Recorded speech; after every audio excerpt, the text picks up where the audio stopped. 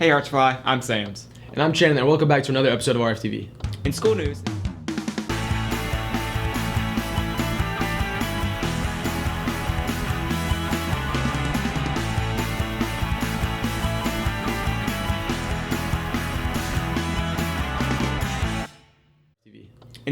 the Fellowship of Christian Athletes meets every Thursday morning from 8 to 8:20 in the Ulmer Gym. They have donuts and everyone is welcome to attend. FCA is collecting donations for Operation Christmas Child for the next 3 weeks. They hope you will consider donating in hopes of giving children around the world a special Christmas.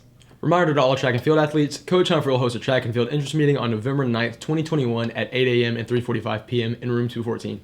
Please plan to attend one of the meetings. Returners and newcomers should come to one of the meetings. The meeting will last approximately 15 minutes. Throughout the month of October, the French Club is collecting new socks to be distributed to students and community members in need. It's nearing the end of October, so if you plan on donating, please be sure to do it soon. Don't forget that October 31st is the last day to purchase your yearbook at a discounted price.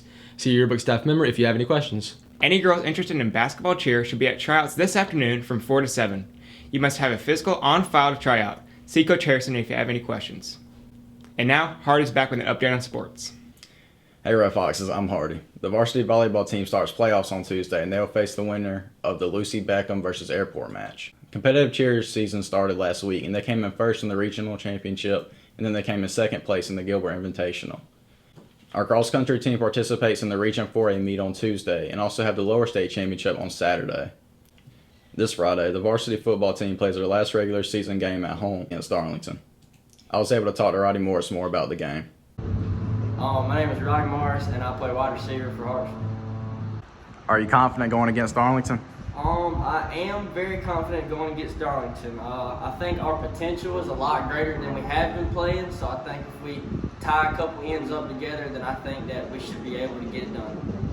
Is there more motivation going into this game since we're playing one of our rivals? I think there definitely is more motivation, being that we haven't lost to Darlington in a really long time, and I don't like to think of it as any other game, so I think we should come out there and play our best ball. Could you see yourself playing football in college? I could see myself playing football in college, although I am probably not the biggest, but I could, and it takes a lot of hard work and ethic, but I would love to go play college baseball, but I could see myself playing college football in college. All right, I appreciate it, man. Yes, sir. We would like to wish our athletes luck this week, and that's all for sports. Back to Samson Chandler. Thanks, Hardy. There are many students at Hartsville that stand out amongst the rest of their peers in the classroom. Here are Daniel and I with our 2 students of the week.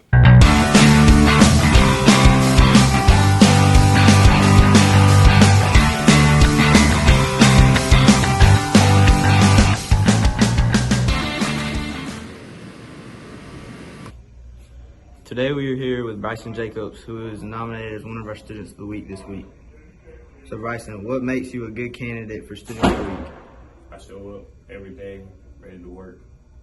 What do you look forward to coming to school? I look forward to learning something new, trying my best. What are some of your favorite aspects of Hartsville High School? The way that everybody helps each other and the spirit we got on campus. All right, thank you, Bryson.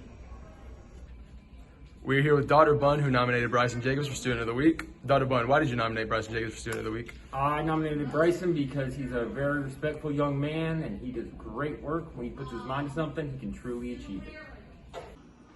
All right, we are here with Jeffrey Brunson, one of these Students of the Week. And Jeffrey, what makes you a good candidate for Student of the Week? I'm a hard worker, good at math. I could do science. I could do social studies. I like this school. It's a good school. If you do your work, you can make good grades and be successful in a career.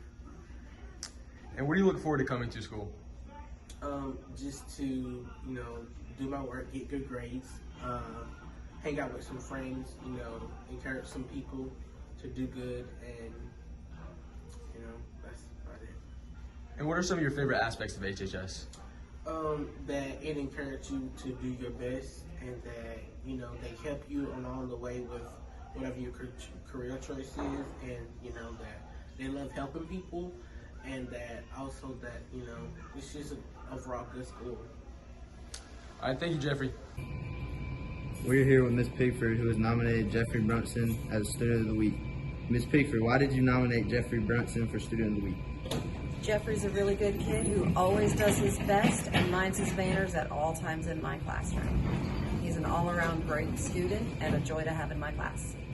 All right, thank you, Ms. Peeker. Now back to the anchors. Thanks, guys, and congratulations to Jeffrey Brunson and Bryson Jacobs for being our Students of the Week. Another impressive class is being highlighted in Class of the Week. Here's Luke and Jacob Pulling with more information. For this week's Class of the Week, Jacob and I visited Mr. Moranta's Spanish IB1 class. IB Spanish 1 is a more advanced Spanish class.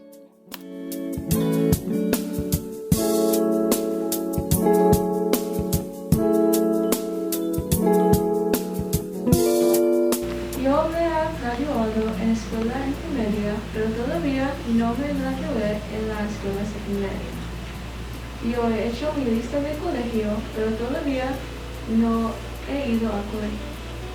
Yo he tenido perros, pero nunca he tenido un gato. Yo he sido hermana, pero no he sido madre. Yo he tenido una guitarra, pero todavía no puedo tocarla. Yo en mi casa, pero nunca he entrado en la Casa Blanca.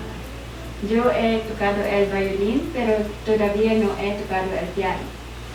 Yo he viajado alrededor de los Estados Unidos, pero todavía no he viajado alrededor de América del Norte. Yo he vuelto a mi familia en Estados Unidos, pero todavía no he vuelto a mi familia en Filipinas. Yo he aprendido. All right. Hello, my name is Angel Moronta. I'm the teacher of Spanish for Spanish 1 pre-IB. Spanish 3, IB 1, and IB 2. And well, I'm from Venezuela, and well, what we do in IB that differentiated from what we do in the other classes is that we invite the students to do a little bit more in terms of developing skills like reading authentic material, and feeling comfortable communicating and responding to more complex questions. And we use material from different parts of the world, and we focus on make them think beyond what is in the surface of culture. So we talk about situations around the world, not only problems, but also the way other people see their culture, and we try to compare and make them understand each other in a very positive and like in a way to make their experience with the language help them when they graduate, and that's it. Thanks, guys. Coker and Miles have another episode of History. Today they're talking about the European werewolf trials. Welcome back to History with Miles and Coker. Today we'll be taking a look at the werewolf trials that were a precursor to the witch trials. Over 200 years before the Salem witch trials and as what's now Switzerland, the European werewolf trials took place.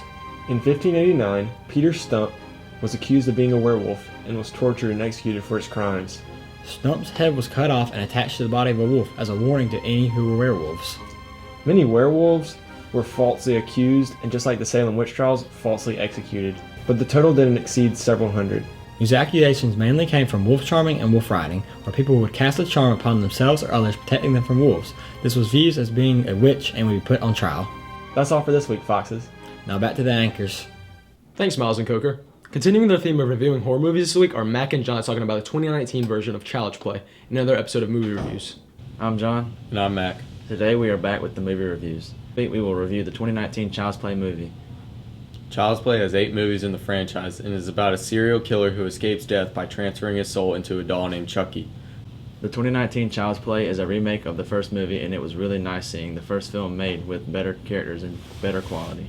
The movie begins with Andy Barkley receiving a buddy doll from his mother. Andy and his friends assume it's just a normal doll that can do cool things like mimicking what you say, but then it eventually becomes evil and murderous. We rate this movie a 7 out of 10 due to the creators making a great recreation of the original film, and because the new Chucky doll has a very different look. It also has a good amount of suspense in the movie. That's all for the movie reviews today. Back to the anchors.